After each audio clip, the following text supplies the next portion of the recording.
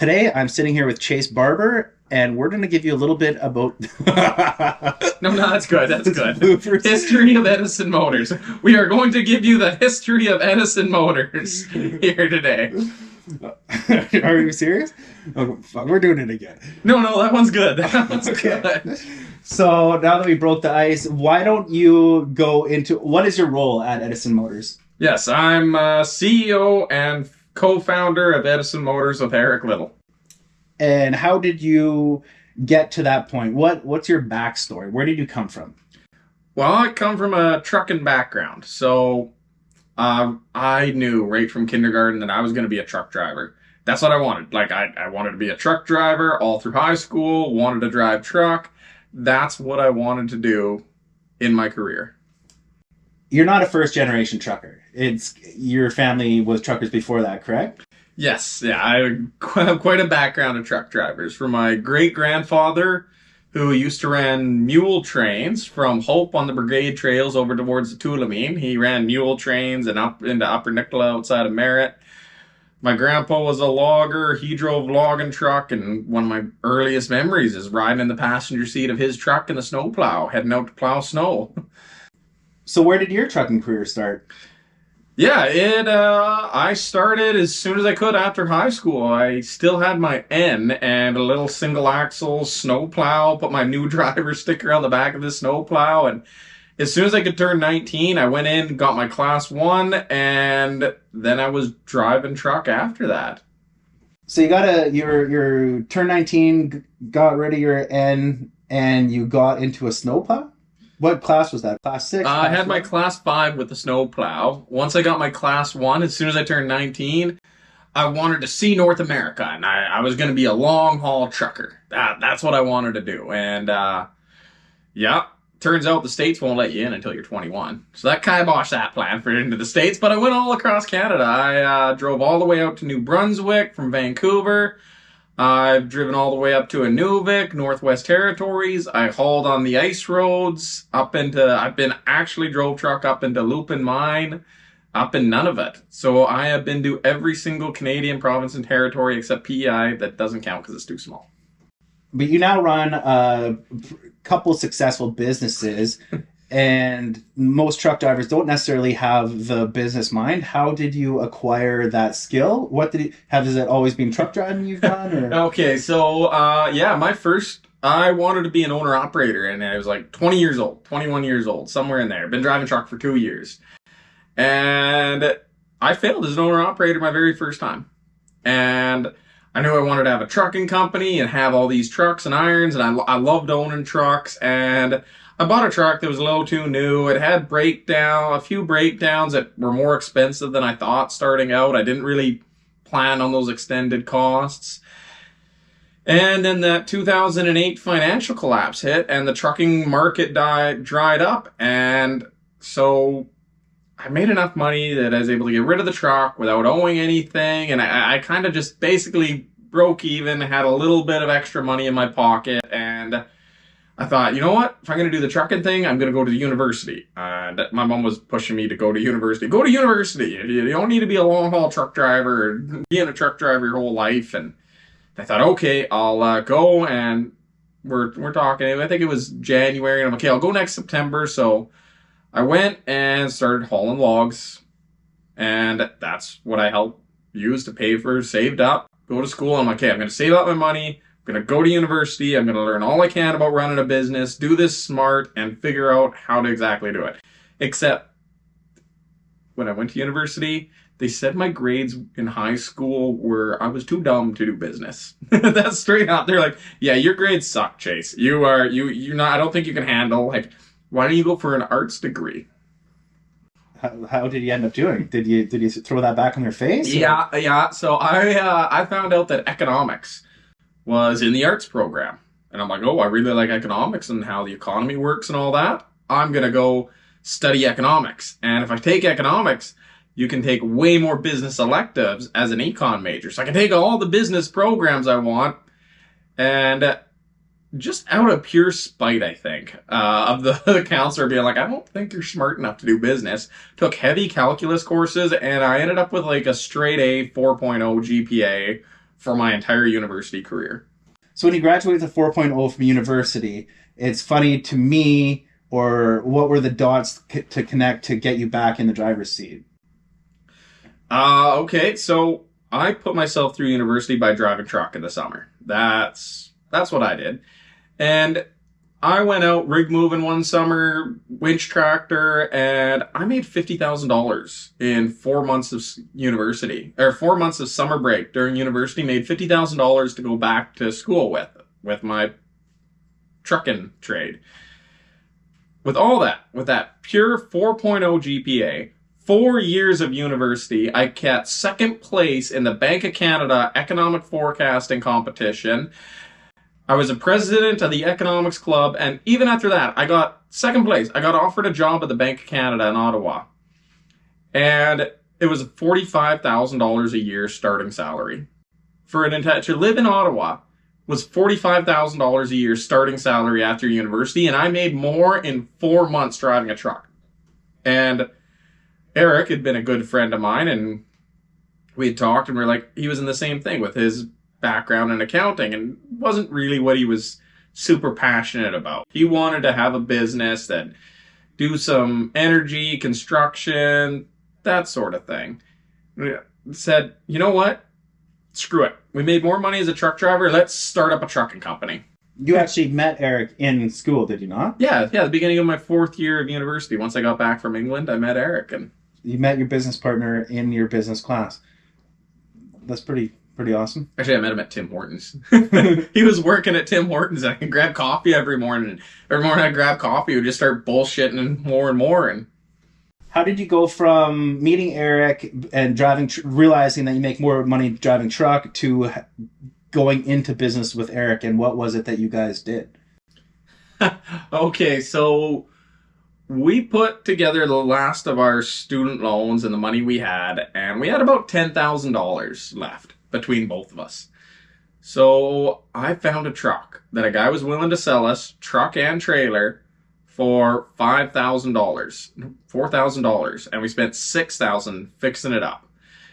And this truck was a 1969 Kenworth that had been sitting in his field for like 15 years. And basically we were like, can we have it? And like, $4,000, it's yours if you want it. And everyone thought we were crazy. You can't take the rest of your student loans, spend that money fixing up a 50-year-old truck from the 60s and go to work as a trucking company. But you did. We did. Now, driving truck, I know, did you then team drive it, or how did you split up there? You went and drove it, and what did Eric do? How did that work? So I drove it. It was a 5-axle long logger, and I was a trucking background, and I'm going to drive this truck, and I'm going to make the money for us, and you get out there and you do the sales for the trucking company. He's like, we want to target mines and mine construction, so like, let's get in there, like, love to do some energy systems, and that's always what we were kind of passionate about, is off-grid systems. And I'm going to go drive the truck. I was going to make the money, and Eric literally flew up to Watson Lake after university, way up in the Yukon, had a little cabin with a wood stove, and he just went up to the mines, and he ended up getting a job in town, and we used the truck to buy another truck and expand and buy another truck and another trailer and kind of grow and keep more revenue coming in. And that's how we just kind of grew the company to the point where we were comfortable starting to tackle energy projects. It wasn't easy, but... What was your entry level into energy? How did you go from your small growing trucking company and expand into energy? What was the first steps? Well, the first step were we went hauling for a mine in the Yukon, and because that's where we were, you got that mining contract. Then the mine went bankrupt, and we got hammered hard on a bunch of invoices, like 2 months of hauling, 2 months of work that we didn't get paid for. So once again, we took the last little bit of our money, took one truck, parked the other two, and we went down to Grand Prairie, Alberta, and I started hauling for the oil and gas, which is a lot of remote power, a lot of remote generation. And I put Eric in as my swamper at this time. I said, okay, this time you're going to learn the ins and outs, and I have the idea for it. It needs to be skid mounted. Your solar plant? Just the solar in general. we started looking, we did a few solar projects, and what we found out was like the labor and the effort to go out into the middle of nowhere with a crew of guys to set all these solar and everything took too long. It just made it financially unfeasible, and that's why it wasn't being done up north. Like, it was just getting that crew up into the middle of nowhere was a pain. And Holland, okay, well, we'll figure it out. And I went back and we started rig moving. Eric was my swamper on the truck, and I made him be a swamper in order to figure out how these skids moved. And you see, in the oil and gas industry, everything moves on skids. They're prefabbed structures that everything sits on. Which tractor picks them up or a crane lifts them on, they get prefabricated in a shop, trucked out to site, set down, plugged in, they're good to go. That's all you need to do with them. Because everything in the oil and gas is so remote. And I said, well, this is the way the oil and gas energy industry works. Why don't we take that proven technology for oil and gas and apply it to these hybrid diesel, electric, solar systems? And I said, like, we need to design a solar mounted oil field skid. And that's what we did. We put the money for the trucking company into this, and we installed a little bit of solar and a little bit of these batteries. Okay, it's off grid. Now we need batteries. So now we design these batteries. What would then be your first breakthrough entry project that you did and completed with your solar? Yeah, the first real breakthrough one was, this is Eric's credit. He came up with the idea. There was a tiny little First Nations community way up in northern BC that we did. And about 50, 60 people or so. And what we noticed is that when he looked at their power consumption, they had a huge peak load demand. Everyone would get off work around the same time, get home, turn all their lights on, that kind of thing.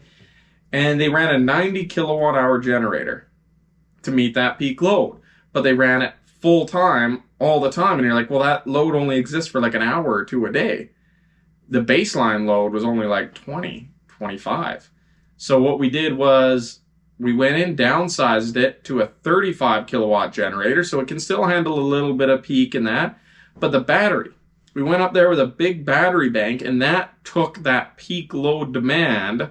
We put in a large solar bank that maintained it during the day. The generator actually didn't even run during the day. We put in about 24 kilowatt hours of solar. So that was enough to actually, like, when everyone was out working or doing whatever, it would recharge the battery with solar. That battery would give us about 4 or 5 hours of run time. So 5 o'clock, 6 o'clock, that all came in. That met that peak load demand.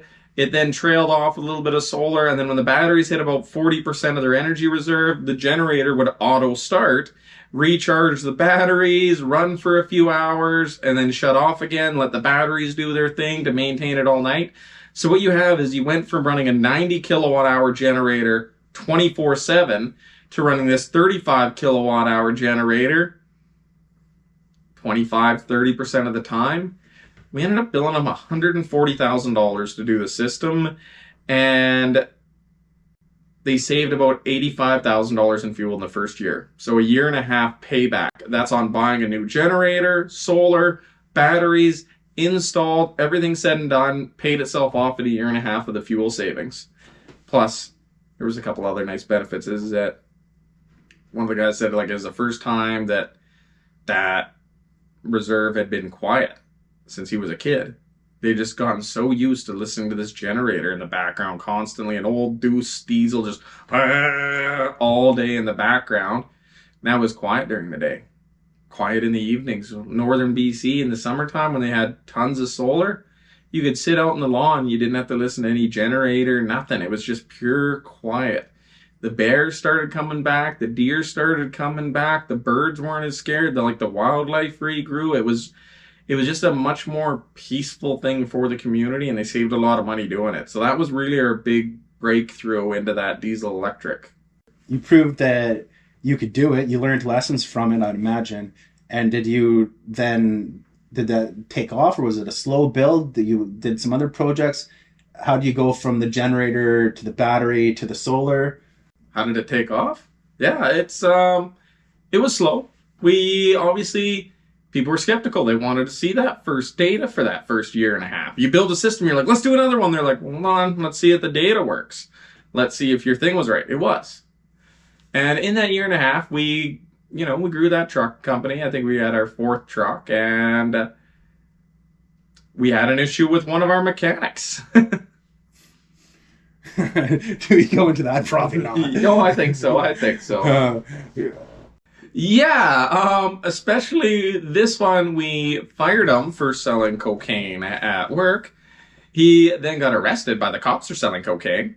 And then after that, he got out of prison all pissed off.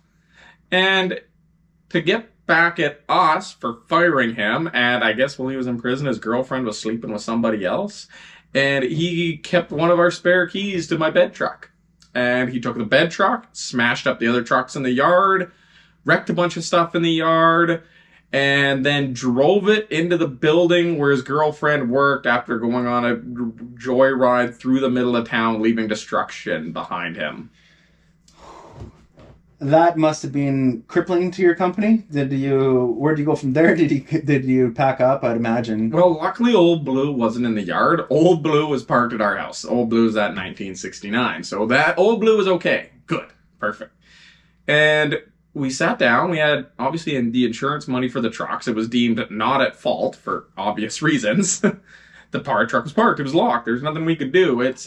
But we had to make a call. And do we pursue these energy systems? If we're doing that, we're not as busy. At this point, we were doing 2 systems a year. It's not as busy. Do we pivot to that? If we keep focusing on the trucking company, that energy is going to take a back burner. And we could make more off the energy doing fewer projects than we could full time with the trucking. And at that point, we were just, you know what? We're going to move back to British Columbia. We're going to focus on these energy systems, and that's the way we're doing this. So you've stopped trucking. You've started focusing on these solar hybrid projects. Where did that get you? What happened next? Yeah, okay. So we actually reached out to Finning Caterpillar and started talking with them. They had some interest in that skid-mounted solar racking system. Turns out the same issue that worked really well for us at bringing in modular units was a solution that they were looking for.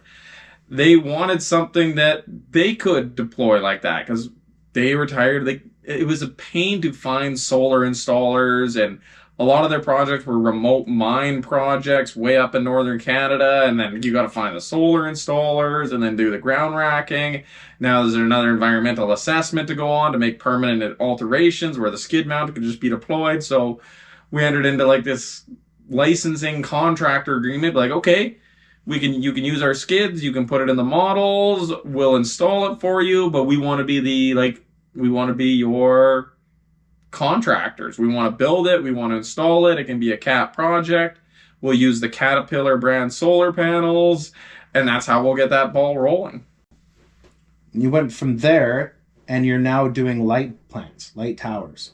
Yeah. The light tower, I get, this is one of the ones I get to take credit for too. Is I looked it all around, and I was thinking about all these light towers that were diesel powered. They're burning diesel just to create light and provide a little bit of backup power. And I thought, I'm like, well, why can't this be solar? We've done solar like on large scales, shut down big generators. What if we did solar and batteries to shut down these small little tiny generators? Like, someone's got to go around every night, fill them up. It's always noisy. They always smell. Like, it's never great emission systems on these tiny little motors. And get rid of the noise pollution on site, get rid of the smell, get rid of the guy that has to go around, get rid of the risk of fuel spills and environmental contamination.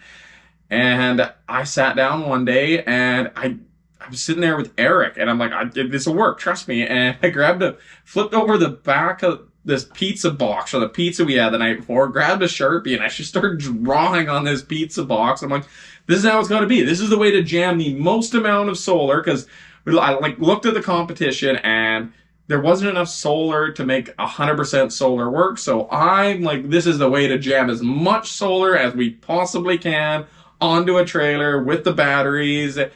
And me and Eric went to work, and this is where Eric's genius in electrical engineering took over, and he just made the system super efficient, super clean.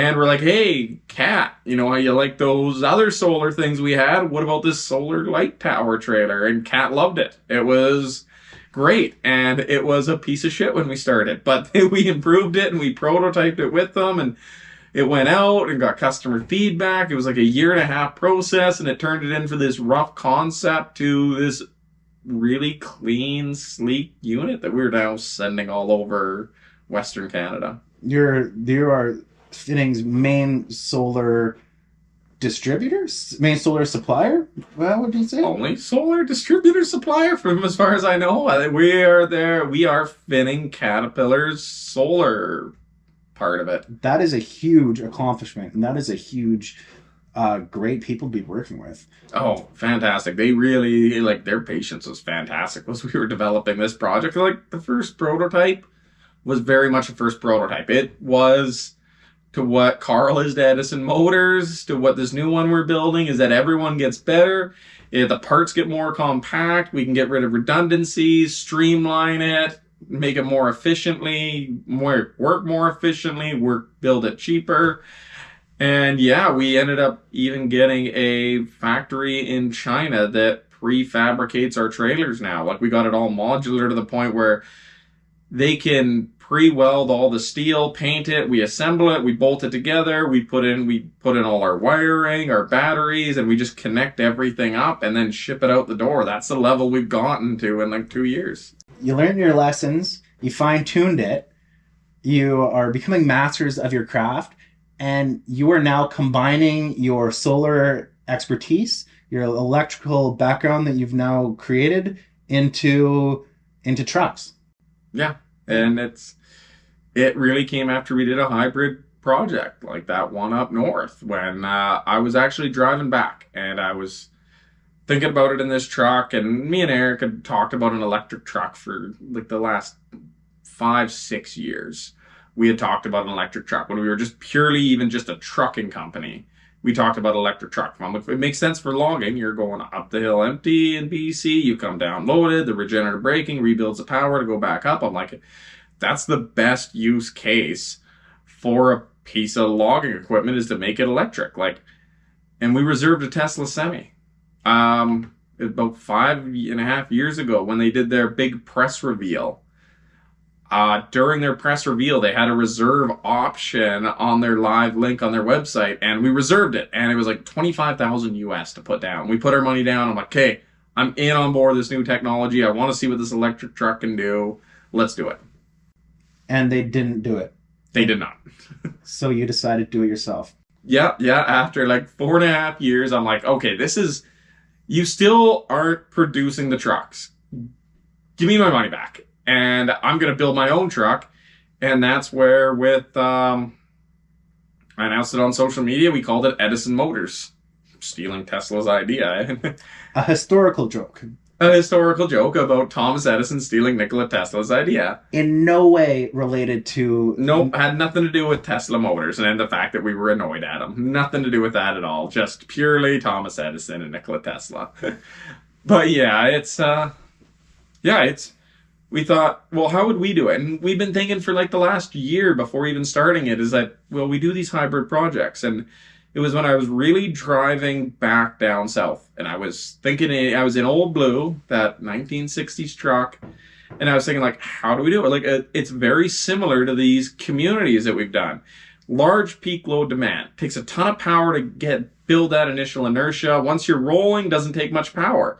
So we can do the same thing. Instead of sizing a 90 kilowatt generator down to 35, we can size a 15-liter engine down to a 9-liter engine or a 6-liter engine. It can maintain the batteries, and the batteries can get that peak load demand. And you can see those huge fuel savings come in. I'm like, well, that's how to do an electric truck. The range isn't there yet for batteries only, so we can do it this way. And I went from hauling logs and so one of the funny parts is, as everyone, I went back to driving truck when we came back to BC. We were doing a lot of product testing for the light tower. And people were like, well, you went right from logging into this. How'd you go logging on TikTok but still have all this stuff in the background? And part of it is that the product testing to go through Finning. it took a year and a half, 2 years, and we went back to our old way of, we need to make money. I'll go hop in a truck. Eric, you do handle this product testing. He has a brilliant mind for it. He is an absolute genius. You do that. I'm going to help out, but I'm going to help out as well, and I'll bring in the money for us. I'll go haul logs. I'll keep those trucks rolling and bringing that money in that we can keep that product development. We can get those places in China building the frames. We can get the parts we need, the inventory we need to produce. We can hire a couple guys, and we can start scaling. Like, we're ready to go once the orders come in. So that's where like the COVID happened, and I was in this transition for logging, and I'm like, okay, let's do it. The solar light, we had some big orders come in. I can now focus full time on the shop. And then I announced, hey, we're going to build our own electric truck and as at the same time. And yeah. And you did. Yeah. And Edison Motors is a thing, and it is gaining huge speed, momentum, and success. Yep. And you can find out more later. Something. Yeah. That is the history of how Edison Motors came to be and the wild adventure of a couple kids after university struggling, getting knocked back, taking a step forward, getting knocked back, taking a couple steps forward, and how that led to start a diesel electric truck company. This is the perfect storm. Yeah.